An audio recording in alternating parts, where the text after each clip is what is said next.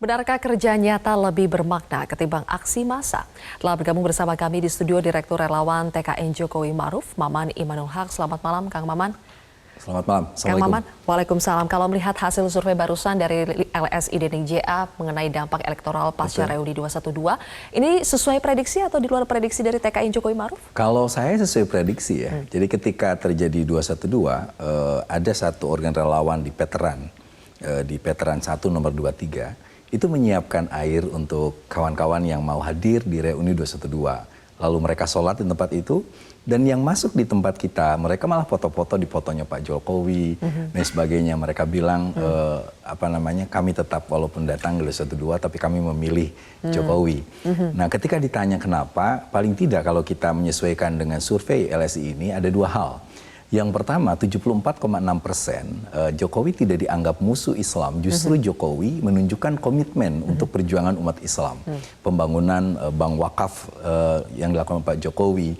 Begitu pula datang ke pesantren-pesantren, ada berbagai program untuk pesantren. Ini menunjukkan bahwa Jokowi memang sesuai dengan keinginan pesantren. Tokoh-tokoh agama memperjuangkan nilai Islam yang substansional, Islam yang memaknai jihad bukan dengan perang, tapi dengan pendidikan, pemberdayaan sosial, itu yang penting. Nah, yang kedua, survei ini pun melihat bahwa kehadiran Kiai Ma'ruf Amin sebagai cawapres itu merupakan jangkar bagi nilai-nilai keislaman, sehingga tidak ada celah bagi orang yang ingin menyerang Pak Jokowi, anti-Islam dan lain sebagainya, karena Pak Jokowi lah yang justru menghormati ulama, menghormati dan situasi Kiai. 212 ini berbeda ketika terjadi pada tahun 2016 sebelumnya. Betul, sangat-sangat berbeda bahwa 212 ini menurut saya justru harus diapresiasi sebagai bentuk keberhasilan Pak Jokowi memberikan ruang publik bagi kebebasan berpendapat, kebebasan berekspresi. Inilah bentuk demokrasi yang diinginkan oleh kita, seorang presiden yang betul-betul memberikan angin segar bagi kita berkumpul, bersuara, dan lain sebagainya. Oke, masih ada 4 bulan masa kampanye ini, Kang Maman.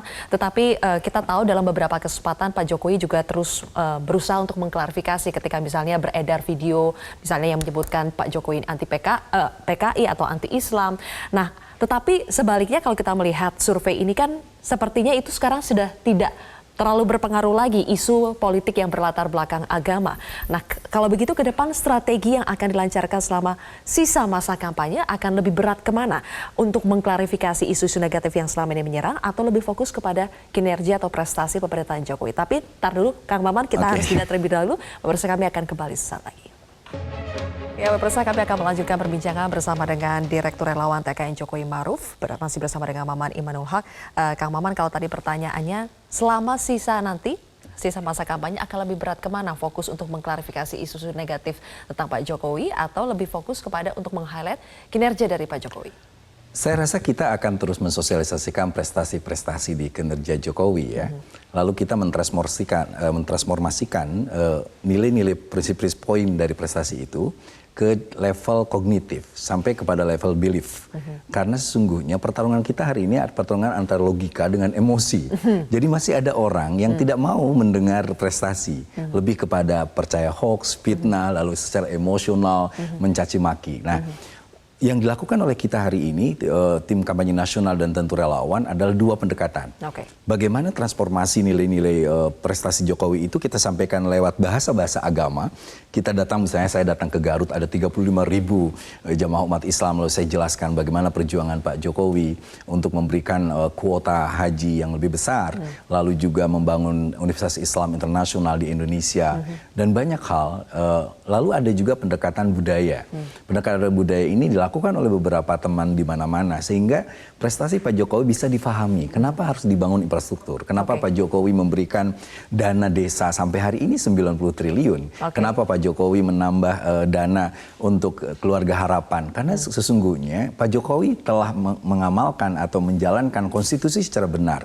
Membangun infrastruktur untuk kesejahteraan dan membangun manusia Indonesia supaya punya prinsip daya saing. Jangan sampai infrastruktur yang dibangun begini bagus, tapi ternyata tidak bisa dioptimalkan untuk manusia Indonesia itu sendiri. Oke, tapi bagi mereka yang sudah, Kang Maman tadi sudah menyebutkan, bagi mereka yang sudah terlanjur percaya dan sulit misalnya untuk diubah pikirannya secara rasional, nanti pendekatan yang akan digunakan seperti apa? Ya, saya rasa door to door, head to head, dari hati ke hati itu udah mulai kita lakukan. terutama kelompok relawan ibu-ibu. Ibu-ibu kita kan perempuan-perempuan cerdas pemilih Jokowi itu mampu meyakinkan masyarakat tidak hanya dengan data dan fakta, tapi kenyataan yang ada. Sehingga masyarakat bisa memahami apa yang dilakukan oleh Pak Jokowi. Begitu pula kelompok-kelompok milenial itu didekati dengan bahasa-bahasa mereka. Bahasa nalar milenial. Milenial sangat percaya kepada kejujuran.